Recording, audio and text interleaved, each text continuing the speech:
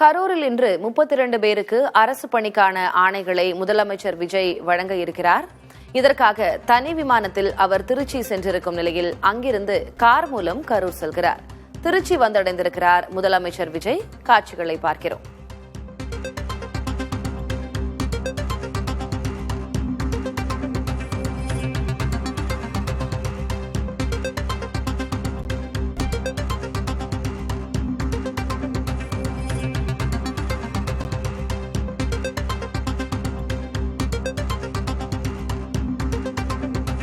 கரூரில் முதலமைச்சர் விஜய் பங்கு கொள்ளும் மக்கள் சந்திப்பு நிகழ்ச்சி நடைபெறுகிறது.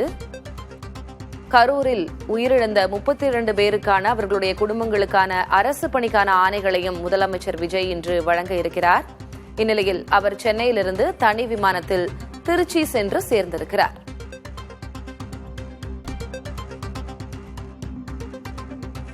திருச்சி வந்தடைந்திருக்கும் முதலமைச்சர் விஜய் அங்கிருந்து கார் மூலமாக கரூருக்கு செல்கிறார்.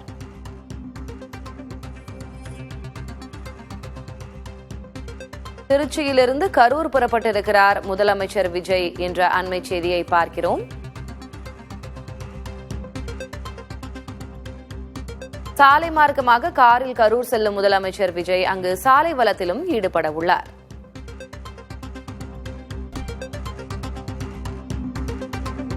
திருக்காம்புலியூர் ரவுண்டானா பகுதியில் தொடங்கும் சாலை வலம் தான் தோன்றி மலை பகுதி வரை நடைபெறுவதாக சொல்லப்படுகிறது. கூடுதல் விவரங்களை வழங்குவதற்காக செய்தியாளர் லெனின் இணைந்திருக்கிறார். லெனின், திருச்சி வந்து சேர்ந்திருக்கிறார் முதல்வர் விஜய். சாலை மார்க்கமாக கரூரில் நிகழ்வு நடைபெறும் இடத்திற்கு செல்ல இருக்கிறார். எவ்வளவு தொலைவு உள்ளது? எவ்வளவு நேரம் ஆகும்? அவர் செல்லக்கூடிய வழிகளில் எங்கெங்கெல்லாம் சாலை வலத்துக்கு ஏற்பாடு செய்யப்பட்டிருக்கிறது? மக்கள் எவ்வளவு பேர் கூடியிருக்கிறார்கள்? சென்னையிலிருந்து திருச்சிக்கு சற்று முன்பு அவர் வந்து இறங்கிய அந்த விமானத்தினுடைய நேரடி காட்சிகளையும், தற்போது அவர் விமானத்திலிருந்து இறங்கி திருச்சி விமான நிலையத்திலிருந்து வெளியேறி வரக்கூடிய காட்சிகளையும் வந்து நாம பார்த்துக்கிட்டு இருக்கோம். திருச்சியிலிருந்து சுமார் 75 கிலோமீட்டர் தொலைவில் கரூர் மாவட்டம் என்பது அமைந்திருக்கிறது. குறிப்பாக அந்த அரசு நிகழ்ச்சி நடக்கக்கூடிய அட்லஸ் கலையரங்கத்தை நோக்கி அவர் வந்து காரில் பயணிக்க இருக்கிறார். திருச்சி விமான நிலையத்திற்கு முன்புறம் உள்ள திருச்சி புதுக்கோட்டை தேசிய நெடுஞ்சாலை, அதற்கு பின்னால் அது வந்து நேர டிவிஎஸ் டோல்கேட் பகுதியில திருச்சி சென்னை தேசிய நெடுஞ்சாலையோடு இணைக்கப்படும். அந்த இடத்திலிருந்து டிவிஎஸ் டோல்கேட்டிலிருந்து சஞ்சீவி நகர் வழியாக காவிரிக்கரைக்கு முன்பாக காவிரிக்கரை அருகாமையில் இருக்கக்கூடிய அந்த ஓடத்துறை சாலை வழியாக திருச்சி கரூர் தேசிய நெடுஞ்சாலை அடைந்து திருச்சி சத்திரம் பேருந்து நிலையம் வழியாக திருச்சி கரூர் தேசிய நெடுஞ்சாலை அடைந்து அங்கிருந்து அவர் வந்து முக்கம்பை கடந்து கரூர் மாவட்டத்தை நோக்கி வந்து செல்ல இருக்கிறார். குறிப்பாக அந்த அரசு விழா நடைபெற இருக்கக்கூடிய அந்த அட்லஸ் கலையரங்கத்தை நோக்கி அங்கு வந்து செல்ல இருக்கிறார்.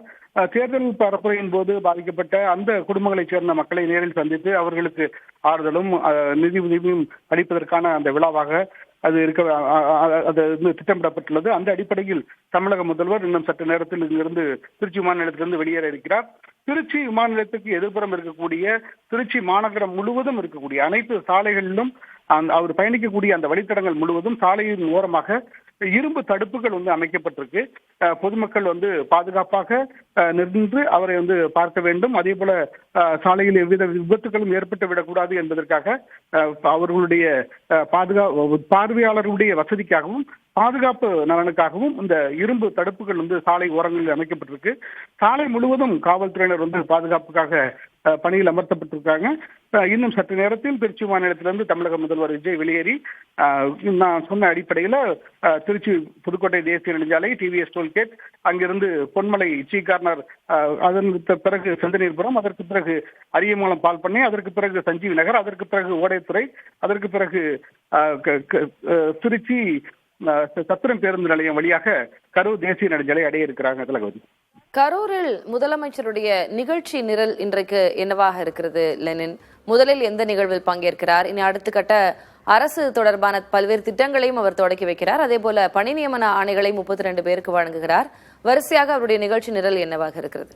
இல்ல, குறிப்பா கரூர் மாவட்டத்துக்குள் அவர் நுழைவதற்கு வந்து நீதிமன்ற சட்ட ரீதியான சில தடைகள் வந்து இருந்தது. அந்த தடைகள் நீக்கப்பட்டு முதல் முறையாக தமிழக முதல்வராக பொறுப்பேற்றதற்கு பிறகு கரூர் மாவட்டத்திற்கு தமிழக முதல்வர் விஜய் வந்து செல்கிறார். குறிப்பாக அங்கு ஏற்கனவே பாதிக்கப்பட்ட அந்த தேர்தல் பரப்புரையின் போது உயிரிழந்த குடும்பங்களைச் சேர்ந்தவர்களை கூட அவர் நேரில் சென்று பார்க்க முடியாத ஒரு சூழ்நிலையில் அவர்களை சென்னைக்கு வரவழைத்து அவர் ஆறுதல் அளித்தார். அப்போது கூட அது விமர்சனமாக பார்க்கப்பட்டது. அவர் நேரில் செல்லவில்லை என்று விமர்சனமாக பார்க்கப்பட்டது. அதற்கு பதிலளிக்கையில் எங்களுக்கு நீதிமன்றம் அதற்கான அனுமதி கொடுக்கவில்லை, அதற்கான தடைகள் இருந்தது, அதனால் நேரில் செல்ல முடியவில்லை என்கின்ற அந்த கவலை எல்லாம் தெரிவித்திருந்தார்கள். தற்போது அத்தகைய தடைகள் நீங்கி இருக்கிறது. இந்த சூழ்நிலையில தான் தற்போது தமிழக முதல்வராக கரூர் மாவட்டத்தில் மக்கள் சந்திப்பு நிகழ்ச்சியில பங்கேற்கிறார். அது அரசு விழாவாக நடத்தப்படுகிறது. அந்த விழா என்பது கரூர் மாவட்டத்தில் நடக்கு. அங்கு கடந்த முறை இந்த தேர்தல் பரப்புரையின் போது கூட்ட நெரிசலில் சிக்கி உயிரிழந்த அந்த குடும்பங்களைச் சேர்ந்தவர்களை வரவழைத்து அவங்களுக்கு அரசு பணிக்கான ஆணை என்பது அவங்க குடும்பத்தை சேர்ந்த ஒருவருக்கு வழங்க இருக்கிறாங்க. அந்த அடிப்படையில் ஒரு 32 பேருக்கு அரசு பணிக்கான ஆணை என்பது வழங்கப்பட இருக்கிறது. அதற்கு பிறகு மாவட்ட ஆட்சியர் அலுவலகத்தில் அரசு அதிகாரிகளோடு ஒரு ஆய்வு கூட்டத்திற்கும் ஏற்பாடு செய்யப்பட்டிருக்கு. அதற்கு பிறகு இன்று மாலை 5 மணி அளவில் மீண்டும் திருச்சி விமான நிலையத்திலிருந்து அவர் சென்னை நோக்கி பயணிக்க இருக்கிறார். தளபதி லெனின், இப்போ திருச்சி விமான நிலையத்திலிருந்து கரூர் செல்லும் வழியில் பைபாஸ் சாலை வழியாக அவர் செல்கிறார். பாதுகாப்பு பலப்படுத்தப்பட்டிருக்கும் நமக்கு தெரிகிறது. இன்னும் வேறு என்னென்ன இடங்கள்ல மக்கள் அதிகமாக கூடுவதற்கான வாய்ப்புகள் இருக்கிறது? 2 to 3 இடங்கள்ல அவர் சாலை வலம் செய்ய வாய்ப்பு இருக்கிறது அப்படின்னும் சொல்லப்படுகிறது. அது எந்தெந்த இடங்கள்? குறிப்பா நேற்று இரவே இதற்கான அந்த சோதனை ஓட்டம் என்பது நடத்தப்பட்டது. ஏன்னா அவர் வரும்போது மக்களுடைய அதிகமாக மக்கள் கூடுகிறார்கள். எனவே எவ்வித விதமான அசம்பாவிதமும் நடந்துவிடக் கூடாது என்பதற்காக நேற்றே இதற்கான ஒரு முன் ஒத்திகை என்பது நடத்தப்பட்டது. அதே போல எந்த இடங்களெல்லாம் மக்கள் கூடி வேடிக்கை பார்ப்பார்கள் என்று எதிர்பார்க்கப்பட்டதோ அந்த இடங்களை கடந்தும் கூட சாலைகளில் இரும்பு தடுப்புகள் அமைக்கப்பட்டிருக்கு. அந்த அடிப்படையில் பல இடங்கள்ல இரும்பு தடுப்புகள் சாலை முழுவதும் இரும்பு தடுப்புகள் அமைக்கப்பட்டிருக்கு. குறிப்பா பாதுகாப்பு பணியில ஏராளமான போலீசார் ஈடுபடுத்தப்பட்டிருக்காங்க. திருச்சி ஓடத்துறை, அந்த காவிரி கரை ஓரமாக இருக்கக்கூடிய ஓடத்துறை பகுதியில சந்தேகத்துக்கு இடமாக நின்று கொண்டிருந்த ஒரு மத்திய பிரதேசத்தை சேர்ந்த ஒரு பதிவெண் கொண்ட ஒரு லாரி, அந்த லாரியை கூட பாதுகாப்பு காரணங்களுக்காக சாலையிலிருந்து அப்புறப்படுத்தக்கூடிய முயற்சியில கிரேன் வச்சு காவல்துறையினர் ஈடுபட்டாங்க.